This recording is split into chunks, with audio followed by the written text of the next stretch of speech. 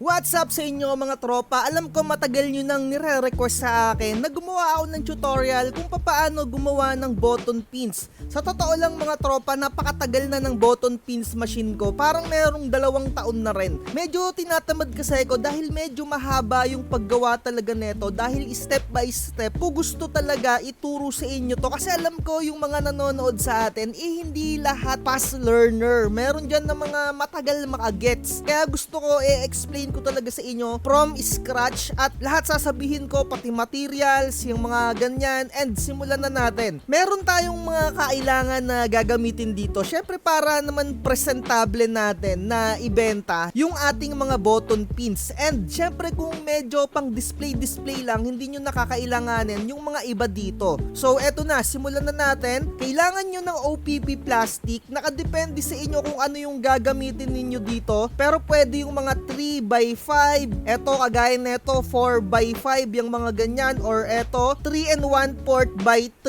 Ang bibilihin nyo dito yung merong adhesive. Sobrang mura lang talaga neto mga tropa, at sinasabi ko sa inyo, pwede kayong mag-stock ng mga OPP plastic na kahit na anong sukat dito sa mga future ninyo na ika-craft, kasi mas maigi na may mga stock kayo niyan para hindi na kayo maghahagilap pa. And next natin nakakailanganin etong double-sided photo paper na glossy. Ang ginagamit ko 120 GSM para dun sa pinaka-packaging niya, yung pinanglalagay ko ng design, and dun naman sa pinaka-backdrop, kailangan ko doon ng 250 GSM. Malalaman niyo yan kung ano yung backdrop mamaya. And syempre, kailangan natin ng keychain, embossing machine. Ito yung ginagamit ko para naman merong paghawakan yung pinaka-button pins natin dun sa pinaka-backdrop. At etong pinaka pang DIY na pang craft na to, etong puncher na to, napakaraming project niyo siya magagawa. Sa totoo lang, kung talagang into printing business ka or etong crafting na part ng printing business, sobrang ganda na etong gawing investment talaga, sa totoo, promise mga tropa. And syempre kakailanganin natin ng machine. Eto yung plastic or hard plastic na button pin machine. Eto katagalan na puputol yung pinakahawakan niya dyan, yung pang press na babali yan. Syempre hindi naman to immortal kasi plastic yan or hard plastic. Kung mapapansin nyo, medyo mura-mura siya kasi may downside kasi siya sa katagalan. Sabihin natin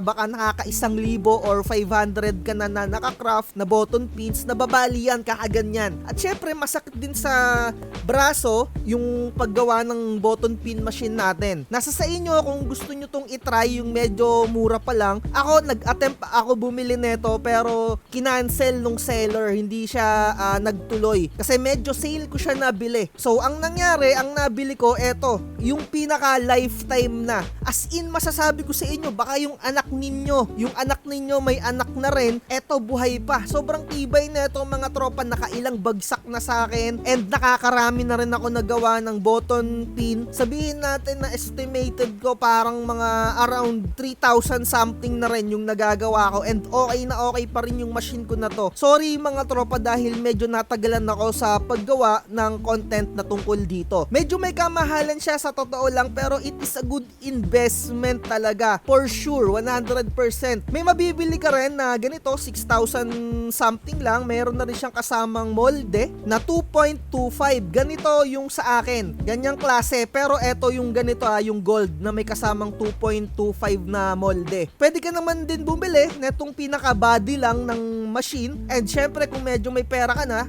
bili ka na ng pinaka molde. Napakaraming sukat netong mga molde. Merong 1.75, 2.25 na eto yung pinaka normal size ng button pins, and meron namang 3 inches, medyo may kalakihan na yan. Ayan yung mga presyo niya. So ayan, nagkaka-idea na kayo sa mga presyo. Pero kung medyo nagtitipid ka, marami naman na mga brand na mura, siguro itry mo muna yung ganito. And syempre dito sa channel natin, meron akong gustong i-share sa inyo. If you buy cheap mga tropa, you'll buy twice mga tropa ko. Yan talaga yung pinaka na-experience ko sa talambuhay ko, no? Kapag cheap yung mga nabibili mo, bibili ka ulit ng panibago na maganda. Pero kung syempre gusto mo na mag-accommodate ng ganito, pwede rin naman talaga to. Tiyagain mo lang, ingat ka lang sa pag-press. Kasi dun talaga nababali yan. So, next natin na kakailanganin, meron tayong button pin, yung pinakalata, syempre. Merong mga klase-klase rin neto. Ako ang ginagamit ko, yung galing China. Kasi para sa akin, mas maganda yan. Hindi ko na maalala kung saan ko napanood na YouTube channel yon, pero sabi niya dun sa vlog niya, mas maganda daw gamitin etong mga China kesa dun sa mga local na mga lata. Meron kasi mga local na lata, eto ipapakita ko din sa inyo. Kapag bibili kayo ng ganyan, may mga klase-klase yan. Eto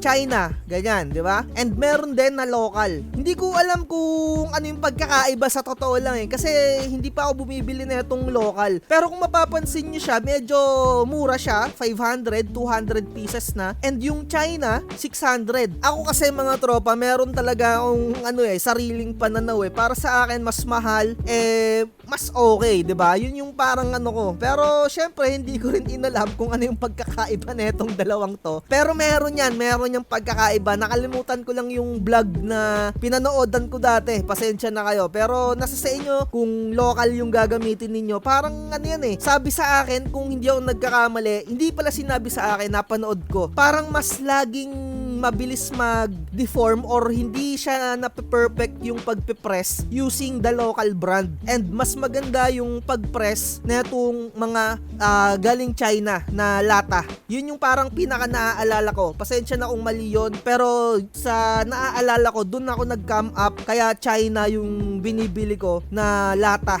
for button pin. At kung makikita ninyo mga tropa ko, sa mga nagbibenta ng button pin or mga nagka-craft, gagamit din kayo dito ng photo top. Kung glossy lang naman yung gusto ninyong gamitin, kapag bumili kayo ng pinakalata niya, meron na siyang kasamang pinaka-film. Hindi mo na kailangan gumamit ng pinaka-photo top dahil meron siya kasamang transparent film. Eto mga tropa, kung 200 yung nabili mo na ganito na pieces, 200 pieces din yung makukuha mo na ganito. And syempre, yung pinaka nasa back base niya or eto yung pinaka plastic base, 200 pieces din. Pero kung gusto mo naman na merong mga effect na mga ganito na heart, holographic or etc. or matte or leather, nasa sayo kung yasen yung gagamitin mo. Ako kasi eto yung ginagamit ko. And pwede rin naman gumamit ng mga coif. Okay lang din naman yan. Nasa sayo kung ano yung gagamitin mo. Pero kung glitter yung gagamitin mo, I highly recommend eto yung gamitin mo na coif. Kasi mas maganda yung glitter effect netong coif na photo top. And syempre kung gagamit ka ng photo top, kailangan mo dyan ng machine dahil cold laminating yung gagamitin mo. And nire-recommend ko dito na bilihin ninyo yung mga heavy duty na, yung kagaya neto,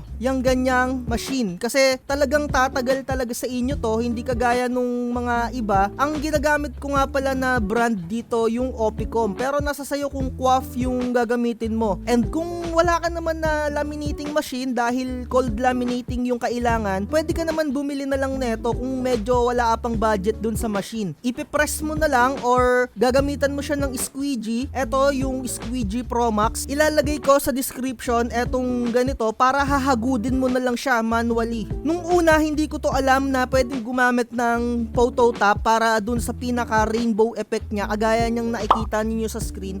Pero I found out na ganito lang pala yon. So sana magkaroon kayo ng idea dahil dito at magawa nyo rin siya. And syempre, nalaman nyo na yung mga materials and magpo-proceed na tayo dun naman sa design. E-explain ko muna sa inyo. So kung nakikita ninyo, ang ginagamit ko talaga ay Silhouette Studio. Kasi